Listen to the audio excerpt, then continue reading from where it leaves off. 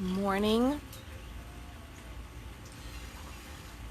I was sitting here, and in truth I was contemplating not doing this topic because I try to keep conscious coffee not about sex, even though I definitely focus a lot on sex in my practice with my clients and helping people have better, stronger intimacy and deeper relationships. And, everybody's like, oh yeah, and she teaches you how to have big, amazing orgasms and stuff, which really truly comes just from the energy that we share, the connection, the love, the heart-centeredness, embodiment of both parties, and understanding a few little tips and tricks around orgasm, physical and mental items. But it kind of has come up yesterday. This particular topic did come up to me in conversation with one of my beautiful clients, and as I sat with it through yesterday afternoon and evening and thought about past experiences in my life and just the witnessing of so many women, couples that have come to me through the course of the last decade plus, this is one of those areas that does need to be addressed. So the topic of today is withholding orgasm and love from your woman. And, there's a lot of, we're going to be taking on multiple streams of this. So this is going to be an overtly sexual conscious coffee, but it's educational sexual. So here we go. First off, sip of coffee. I should have made another cup of coffee before starting this. And then I was like, I don't really feel like 2 cups of coffee today. But I don't always drink 2 cups of coffee. Like, sometimes I do. Who knows? So as I was sitting there and I'm thinking about withholding orgasm and how many times, and all the ladies out there, like, I'm sure that, here's the reality. I'm sure that many, many women can agree with this.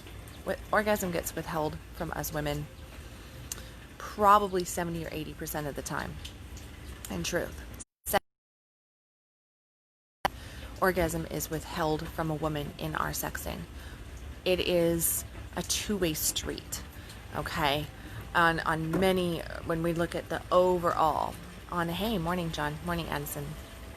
When we look at the overall picture of orgasm and the feminine, what we're looking at is that the woman has to be out of her head. She has to have a heart connection, a comfort, a trust with her partner, number one. She has to, number two, really be embodied in herself. What does embodied mean? Well, embodiment is just being self-aware, self-conscious, to be able to feel oneself and have presence in one's being in all aspects, physically, emotionally, and mentally, and of course that spiritual way as well, in that moment. So to not be thinking about the day and the kids and is the door all the way closed and morning run, and is, what do I need to get done? Is the kitchen clean? Is the car locked? Blah, blah, blah. Those are just some of the things that run through my mind at the beginning of sex. Is my bedroom door shut? Did I turn the dishwasher on? Did I lock the back door? So we have to be out of our heads. If we are in a headspace, then we're not in our body. And it is absolutely unpleasurable and numbing to a woman if we are not in our bodies. Okay? So when a man asks a woman, what does that feel like? Tell me your fantasy right in the middle of sex. That puts us up in our head. Now, it can be hot on the front side, in the passion, in the foreplay and everything, to inquire. If you're doing, if you're exploring and learning your partner, then yeah, a man needs to inquire with his partner. But if she's in the middle of what feels like, because guys, here's the thing. Man, you think that as women have orgasms all the time when we don't. Okay? You think you got us there when you don't. What you're experiencing is us dropping into it, and you think that that's an orgasm. But that's not an orgasm. It's us dropping into it, starting to feel something, becoming body aware, body present. And as we go, and we constrict, and we hold, and we do these things, we are right there. And what we need is you to not change position, to not do something different, to not even go faster or harder unless we ask for it. And you know how a woman will ask for it? She's going to bear down a little bit more. She's going to move her hips towards you a little bit more. She's going to wrap herself tighter around you. She's going to pull you in a little bit more. She's going to verbalize it. That's how she's going to ask for it. Okay? She's not, in that moment, she's not using this up here to go, oh, hey, honey, I need you to, stroke my G-spot a little bit to the left, and I need you to go at this tempo. No, no, no, no, no. And if you're using fingers, I'm going to go into this right away, right? If you're using fingers and you are like orally, and Addison and I have a workshop coming up, oral intimacies. We're talking about cunnilingus. We're talking about fellatio. And then in August, we're teaching our annual summer orgasm camp, all in female sexuality. We do run through some of this stuff. So here's your promo for this, right? But the reality is that this is, if you're with a woman and you think that a woman in pleasure is a beautiful thing, is hot, is a turn on, if you give a shit about her, you claim you love her, then this message is definitely 150,000% for you. If you are orally, and now the led to, okay, wow, I thought that I lost everything. Let me see if I can beat the sprinkler up the boat so I can talk more on orgasm. Because yes, I have to travel up the damn boat. Because my internet does not want to cooperate. Hold on. Alright. How are we?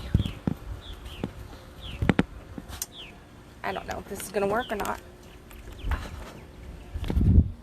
There. You guys just get to travel with me. Okay. I'm on the boat. I don't know if you guys can see me or not. There we go. I'll just keep turning around until I can get to a spot. Bear with me. Internet challenges. I don't know why. It's blue sky. You know what? My house is sitting right on the border of where all the Wi-Fi towers and everything is. And even though I have AT&T, best service that you can get with AT&T and all this kind of stuff, and it's supposed to be the best service for my neighborhood, I hate my internet because it always goes out. Always, always, always. Drives me crazy. Anyway, where was I at? What was I talking about? Addison, what was I talking about?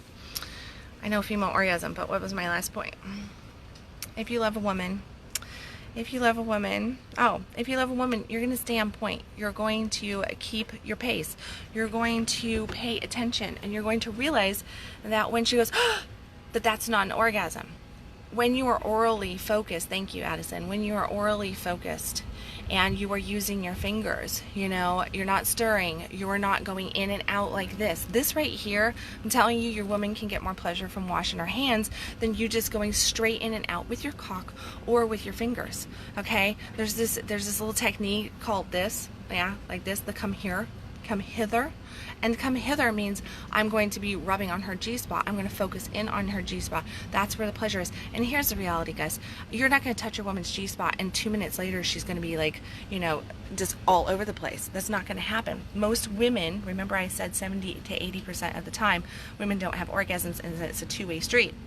Well, most women are so shut down, are so locked down, are so used to, fast sex, the fast food version of it, not the gourmet version of it. They're not used to their partners taking time. They're not used to being made love to. They're used to being just fucked and tossed to the side. They're used to being, as I refer to as, like, most men treat their women that they love so much like just a spot to just, eliminate their semen in, and that's that with that. Thank you, honey, for the Prozac. Thank you, honey, for the location to drop my load. But yeah, you got yours. You went, that must have been it, right? And that's not it. Okay, that's not it. Men, you've got to stay focused. You've got to stay on course, not bouncing all over the place, and not directly on that point of the clitoris. If you know where the woman's clitoris is, which funny little thing, most men don't, but if you know where your woman's clitoris is, then you should be able to tell exactly where she's at for sure. But if you go straight on the point as well, guess what? Well, that's going to bring her up to this high. And then if you don't finish the job, like allow her to actually get into orgasm and move through it, this is where you're withholding that orgasm, okay? You're withholding the orgasm when you focus on the clit, and then you just drop it. You withhold the orgasm when you massage the G-spot a little bit or penetrate her just right, and she starts to experience it, and then you think that she's come, and then you just drop it, and that is that withholding. And or Or there are those gentlemen out there who pride themselves in withholding a woman's orgasm. And in truth, this can be a little fun, okay? It can definitely build up an orgasm. You know, just like a little bit of choking, just like some spanking, just like whatever floats your boat, right? There's all the BDSM things, there's all the everything out there. Whatever is your desire, your turn on, go for it. But if your turn on is to withhold your woman's orgasm because it makes you feel powerful, because it makes you feel in control, because you know that it's going to intensify the orgasm once she has it, I question you on this. How many times is enough? Because a lot of men don't realize that they're numbing their woman out by withholding the orgasm consistently.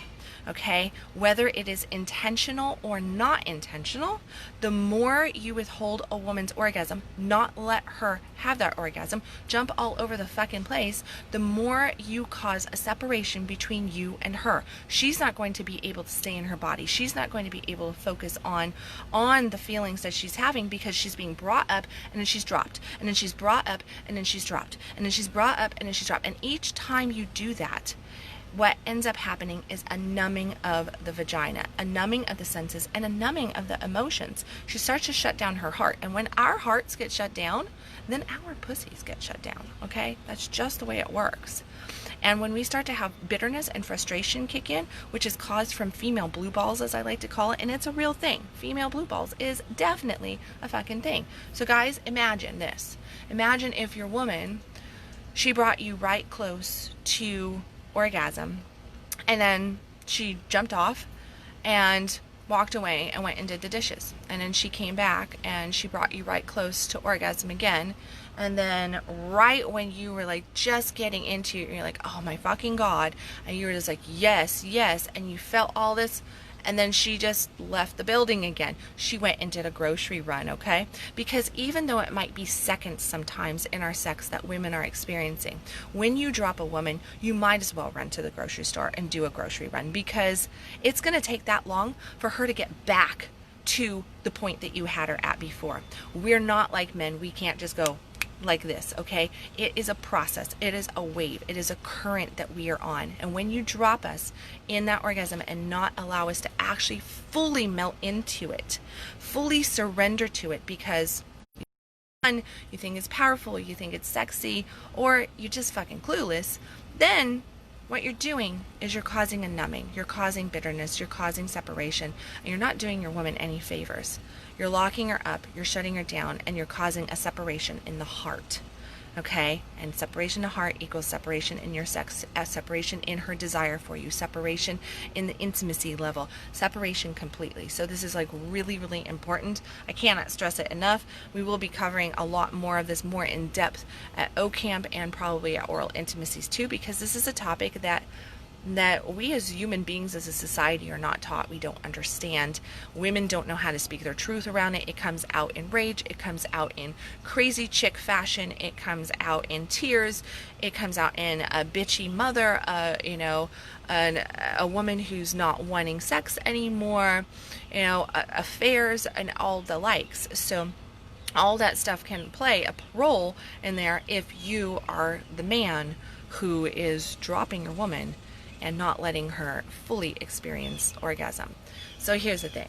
Where do you guys also drop the ball? And yeah, I am kind of picking on guys because this is important, right? And it is also that we're going to be going into female sexuality here in the next month, so I wanted to get this out. And I seem to have a few clients that are going through these topics anyway. So just, like one stone, 15 birds, I guess you could say.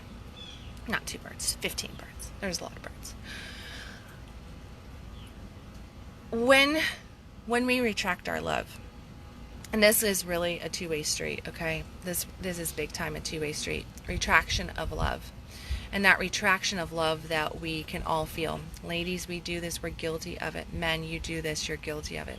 And it is kind of like throwing the 2-year-old tantrum when you don't get your way, and then you retract your love. Or if we go on the topic of that I was talking about yesterday around jealousy and putting somebody else responsible for your emotions, a lot of the times the reaction is to retract love. And we don't even realize that we're doing it. We get mad and we're just like, I can't talk to that person. I need to separate from that person. I need to move myself away. Now, taking a 15-20 minute pause moment, I even teach my clients about these moments. That's very, very powerful. It's good to come back and to check yourself and to do self-inquiry and to do the work that you need to do on yourself. But if you are getting your panties in a wad over something and refuse to communicate and just shut your shit down so that you don't fight, so that you don't have the confrontation, or so that you want your partner to know, I'm mad at you. I'm mad at you. That retraction of love is traumatic to either party. No matter who's doing it, it is traumatic on both sides. And it's one of those that causes a massive callus to grow in feeling and sensation and desire and intimacy.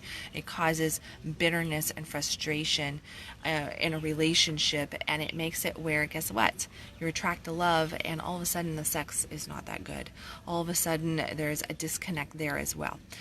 I cannot encourage couples and people who are dating and everything out there to just really focus in on the communication, on the shares, and really pause for a moment and breathe when your partner brings you something. Don't take it as though they are trying to stab you or condemn you or are being overcritical. If they are stating their needs, if they are sharing something that really needs to be heard, then it's our role as a person who loves them to stand in that fire and hold that space for them and to be able to breathe in. That's love. Love holds space. Okay? Love holds space for difficult conversations. Love holds space for sometimes hearing the things that we don't want to hear that might bring us pain as well. Love holds space for sometimes us needing to, make changes in ourselves to better the relationship, to open up our views to different things, to try new things. And it is a difficult role to be in, but if you love somebody, if you're in relationship with somebody, if you want that relationship to be dynamic, empowered, turned on, and have your partner desire you and have fucking phenomenal sex, then don't shut your love down, and don't take that away from your partner, male or female. And on the oral and the regular penetrative sex, no matter what it is, if you got your woman in that spot and if you think that she's had an orgasm, keep going. I cannot stress this one enough. Keep going. Don't think that you've got her there, and drop her. And if you're one of those power hungry gentlemen out there who thinks it's really cool to hold your woman in orgasm and then drop her and then bring her back and then drop her and then bring her back, well, check yourself on how many times you're doing that. Check in with her. Listen to her. Okay? Because if she's reaching a point of frustration, if she's reaching that point of where her body starts to hurt, then what you're trying to do in making her orgasm better is going to actually be causing her pain and trauma. And it's not just the emotional and mental pain and trauma. We're talking about actual physical pain and trauma to the vagina as well, which is not going to make her want to have sex with you. Because if she's having sex with you, and every time she has sex with you, she has female blue balls, and every time she has sex with you, she ends up walking away frustrated and not feeling it, then that desire, that love that you're experiencing, well, it's definitely on a meter. So you better start figuring out how to add some change into there and get your orgasm game straight. So on that note, orgasm, and oral intimacies. We have oral intimacies coming up. We have changed schedule on oral intimacies. Our location, due to COVID guidelines for Dallas, everything is still closed down there pretty hard down there. We were going to make the class smaller anyway, but now we are being forced to make it even smaller. So we are now limited to 20 participants for our workshops for the summer. We do have some potential other options that we're looking at throwing out there for a couple of these. Now, oral intimacies, guys and ladies, this class is already available online. So you can definitely, no matter where you are at in the world, if you want to grab that oral intimacies class, it is available, okay? If you want the live version of this with the lab and everything, and yes, I said lab, but it's PG-13 related lab. It's not getting naked. We're very PG-13 on this class, even though we're talking about oral sex. But the class has moved from Dallas to Plano. It will be now held in our studio office in our back room where we hold small groups and everything. So you can get all the new deets on that on my events page. Also the same for Summer Orgasm Camp. We have knocked that down to 20 participants. Both of these classes, it'll have the same address as well, but both of these classes, as well as all the other classes that we are holding for the summer until restrictions are released in the Dallas area, will be at this new location most likely, unless otherwise said, and will be smaller group. Oral intimacy and Summer Orgasm Camp are over 50% sold out, so we actually only just have a couple spots, kind of like last minute notice, here you go, we only have a couple spots left. But that's just the way it is, right? That's just the way it is right now. So if you want to take advantage of the in-person of oral, grab a spot today. If you want to take advantage of I can't talk this morning. If you want to take, maybe I should have another cup of coffee. If you want to take advantage of the Summer Orgasm Camp, then don't wait, because this is not going to come out again until winter, like always. Just because we had to reduce the size does not mean that we are offering it twice. Okay, so if you want it, grab it. Okay, the seats are limited, and yeah, we look forward to seeing you there. Also look on the events page. There's lots of other events coming up, from Sex Magic to the Cock Connection, which is a men's class, so the Sex Magic, which is open to singles and to couples. That will all be coming out. And then my Quantum Field Tantra, which is at the end of August on my birthday weekend right there.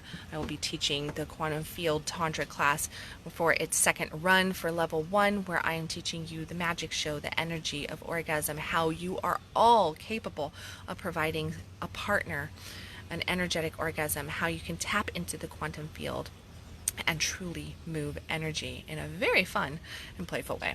So look at those events. If you have any questions, of course, reach out to me. Ask me any questions that you need on any of these workshops or in anything that I might offer. And as always, remember that you're worthy. Remember that you are deserving of that fuck yes life. But to have a fuck yes life means that you've got to get right with your yeses and your nos. You've got to get right with hearing the truth and speaking the truth. And that means every subject area of your life. Because here's the thing. In every subject area of our life, we tend to think that it is just in that area. But if we're not doing good in the bedroom, then we're not energetically aligned to our money. We're not energetically aligned to our health. We're not energetically aligned to travel. We're not energetically aligned to getting that job that we want, the house that we want, having beautiful connective relationships with our children, our friends, or anybody. It is all one. What is happening in one area? If we are negative with one area, if we are having hatred and rage towards one area of our life, then that hatred and rage is already seated inside of us, okay? And we don't get to pick and choose where the nasty little arms of it go. It will infect all areas of your world. So get it right in all areas of your world. Don't just think that, oh, my sex isn't great, but I have a ton of money in the bank. I'm going to be okay. I'm successful. No. You're not worried about the money, okay? What you're worried about is your happiness. That's what you really ultimately are wanting here. And the reason why your sex life is not going so good is because you're ultimately not happy. And all the money in the bank's not going to make you happy, right? Because it's not going to give you connection. It's not going to give you joy. Sure, it can provide you with lots of material things. It can provide you with experiences. It can help you do good in the world, which can make you feel good. But if you are not feeling good about yourself inside, if you are not loving yourself, if you are not having good connective relationships, deep surrender in those relationships, then how happy really are you? Really, truly. So look inside yourself. Look at where those little kinks are at, because often that's all it is. It's just little kinks. And focus in on those areas to bring some love and joy into them. As always, stop existing, start living. I love you guys. I will catch you with another Conscious Coffee tomorrow.